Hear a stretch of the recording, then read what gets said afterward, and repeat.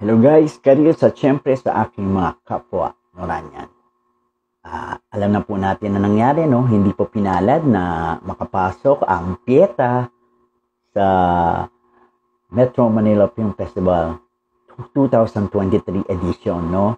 Bali, sabi nga nila, 4 ang dapat isama, pero 6 pa nga ang nadagdag. So, 10, naging 10 ang entries at hindi nga po napasama yung ating Pieta, no?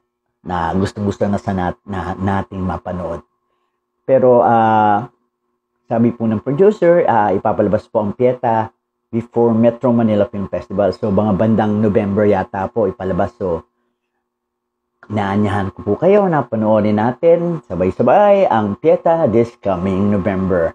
Hindi na po natin kailangan magsalita ng mga negative thoughts o yung mga pangit na salita at ang mapupulaan lang po ay ang mga Noranyan at lalong-lalo na si Ate Guy, si Nora Honor, ang ating superstar.